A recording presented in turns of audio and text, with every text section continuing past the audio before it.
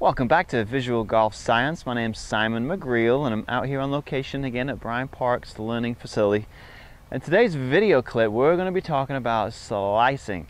What I see on the lesson tee, I'd say 80 to 90% of my clients that come see me that are suffering from the slice, this is what they'll do.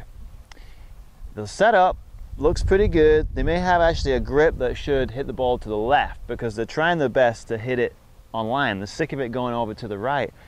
Typically they'll start with a club face a little closed in, again trying to hit it left, and then compensating with the hands. So they set up with a really closed club face, so in your mind you should hit it left.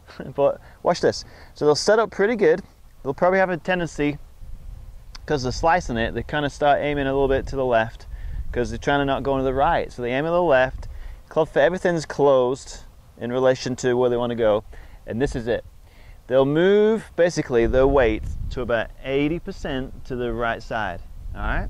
So you can see my weight, my knee, my right knee has started to buckle, and all my weight is on the outside of my right shoe. Now from here, you got zero chance of actually using the ground as leverage. So what happens? And again, I'll always ask the client, so what starts your downswing? They'll say, my hips. So if you can see right here, if my weight's on the outside of my right shoe, and my hips start the downswing, then guess what? I am so far behind the golf ball at impact that I've created a very substantial movement from the outside inside. Even if the hand placement is the way it is, I'm still going to get this ball slicing. I mean, I got that cut in big time right there. And they always finish off the back foot. So anyway, what we need to do to fix this, obviously the club face and the grip, if you start moving correctly with your body, so what we teach here at Visual Golf Science, me and Scott, we want to strike the golf ball in the same spot.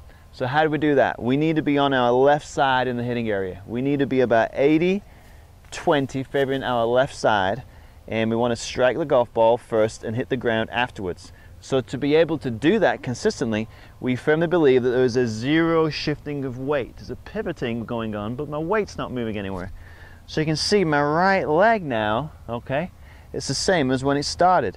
Now if you study a lot of the top players that play the game today, the right leg or the hip, the knee and the ankle, they all remain in that nice straight line. So what happens now, my weight stays on the inside, on the pressure coming from my pivot is in my right instep, and the sensation is that my left knee is pretty much coming a little behind the ankle, my left ankle, but I'm not basically doing this. There's no rolling. Okay, so that's the difference. If you learn how to pivot correctly, and then you learn how to start your downswing correctly, which is it's a lateral shift.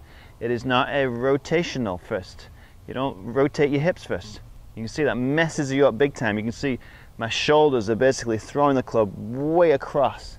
So we need a lateral shift, which promotes a falling of the arms, and then you add the rotation.